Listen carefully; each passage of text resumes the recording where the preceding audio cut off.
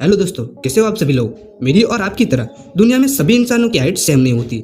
वैसे इस तरह की सिचुएशन माउंटेन के साथ भी होती है और आपको जानकर हैरानी होगी कि हिमालय की हाइट हर साल 5 मिलीमीटर बढ़ती रहती है। आखिर किस रीजन से बेजान चीज में इतना बदलाव कैसे आ सकता है? क्या इन वाद्यों में जान है, क्या फिर इसके पीछे उसका 5 करोड़ साल पुराना इतिहास छुपा है? लेकिन सवाल ये उठता है कि अगर इन 100 से भी ज्यादा बर्फीली वादियों के कद इसी तरह से बढ़ते चले गए तो क्या इनका इफेक्ट हम पर भी पड़ेगा? तो कैसे? तो आज की इस वीडियो में मैं आपको बताने वाला हूँ। वैसे आज के टाइम पर हमें अच्छे खासे सबूत देखने को मिल रहे हैं कि हिमालय 5 मिलीमीटर की स्पीड से हर साल बढ़ता जा रहा है। लेकिन इस बात पर सबका ध्यान तब गया जब दिसंबर 2020 में चीन और नेपाल ने मिलकर अनाउंस किया कि माउंट एवरेस्ट, जो कि वर्ल्ड का टॉलेस्ट माउंट है, जो करीबन 1 मीटर से भी ज्यादा बढ़ गया है।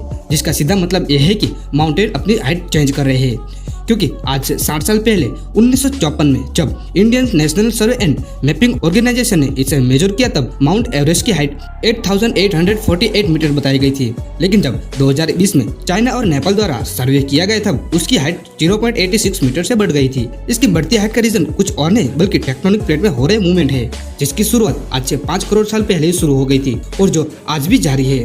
इन मूवमेंट का अर्थ अगर हम सरल भाषा में समझाया जाए तो आज से करोड़ों साल पहले हमारी धरती पर पेंजिया नाम का इकलौता लैंड हुआ करता था। लेकिन अर्थ के अंदर की हीट और प्रोड्यूस हो रहे करंट की वजह से अर्थ पर जो लैंड थी वो धीरे धीरे दूर चली गई, जिसे टेक्टोनिक प्लेट्स मूवमेंट कहा जाता है। और यह मूवमेंट 3 तरीके से हो सकता है, जिसमें से एक है धरती के अंदर क्रिएट हो रहे गर्म तापमान के कारण जब जमीन यहाँ से वहाँ खिसकने लगती है तब कभी कभार आपस में टकरा जाते हैं, जिसके चलते जो हल्की प्लेट्स होते हैं वो भारी प्लेट्स के दबाव के कारण ऊपर की तरफ उठ जाते हैं और यही ऊपर उठी हुई प्लेट्स माउंटेन का रूप ले लेते हैं, जिसके एग्जाम्पल हिमालयस और दुनिया के दूसरे माउंटेन है। लेकिन हिमालयस की बढ़ती हाइट का एक इकलौता रीजन नहीं है, क्योंकि ग्लेशियर फॉर्मेशन के कारण भी आज भी हिमालयस की हाइट को फर्क पड़ता है। वो इसलिए कि हिमालय में सर्दी का मौसम शुरू होते ही वहाँ का प्रेशर नॉर्मल से ज्यादा कम हो जाता है, जिसके कारण जैसी बर्फ गिरना शुरू हो जाती है तब वो हिमालय की चोटी पर जाकर जम जाती है।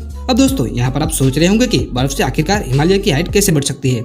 वो तो वेदर चेंज होने पर वो पिघल जाती है और ये बात सच भी है। लेकिन सब किस्सों में सेम नहीं होता है, क्योंकि हमारे वातावरण में क्लाइमेटिक स्नो लाइन करके एक जगह मौजूद है जो इलाका पूरे साल बर्फ से ढका हुआ रहता है और जो कि हिमालय की स्नो लाइन 4000 से लेकर 68,000 मीटर के बीच में है और वहाँ इससे भी ज्यादा माउंटेन का कद 8,000 मीटर से भी ज्यादा है। इसलिए इन सब माउंटेन की चोटी पर जमी हुई बर्फ बिना पिघले उन पर जमा हो जाती है। लेकिन सवाल यह उठता है कि हिमालय का कद इसी तरह से बढ़ता गया तो आखिर इसका नतीजा क्या होगा?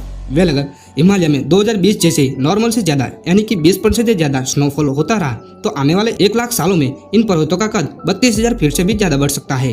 और जिस दिन उसकी हाइट इस नंबर पर पहुंच जाएगी उस दिन समझो कि हिमालय अपने हाथों से अपनी तबाही शुरू हो जाएगी, क्योंकि कई एक्सपर्ट की माने तो धरती माता सिर्फ 900 से 1000 करोड़ लोगों का वजन सह सकती है। अब अगर उस पर पर्वत के कद के साथ साथ वजन बढ़ने लगा तो जाहिर सी बात है कि प्रेशर भी बढ़ने लगेगा और इस सबकी वजह से अर्थ की जमीन टूटकर धंसने लगेगी। लेकिन इस तबाही का कारण इस हिमालय की बढ़ती हाइट नहीं बल्कि अगर टेक्टोनिक प्लेट मूवमेंट को अगर नहीं रोका गया तो हमें भारत के एक बड़े से हिस्से से हाथ धोना पड़ेगा, क्योंकि देखा जाए तो हर साल इंडियन प्लेट्स 76 मिलीमीटर से खिसकती जा रही है और यह मूवमेंट्स इसी तरह से जारी रहा तो लगभग 1 लाख सालों में भारत का 1500 स्क्वायर किलोमीटर का एरिया एशिया के अंदर चला जाएगा। पर फिर भी यह बात लाखों साल बाद की है, किंतु अगर उससे पहले हिमालय की बर्फ में बदलाव आ गया ना तो फिर शायद हमें इसके घातक हालातों से गुजरना पड़ सकता है। ऐसा इसलिए मैं कह रहा हूँ कि दोस्तों, क्योंकि साल भर बर्फ से ढके हुए इन हिमालय रेंजर पर 32,000 से भी ज्यादा ग्लेशियर मौजूद है, जिन ग्लेशियर की वजह से 2003 से लेकर 2009 के बीच में 170 गीगाटन पानी बहकर इंडस, गंगा, ब्रह्मपुत्र जैसी नदियों में जमा हुआ था, जिसके कारण इन नदियों के आसपास इलाकों को बाढ़ का सामना करना पड़ा था।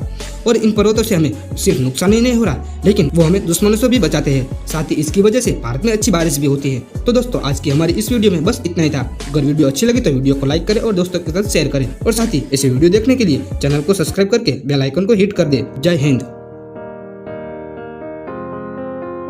I will run, I will climb, I will soar. I'm undefeated. Oh.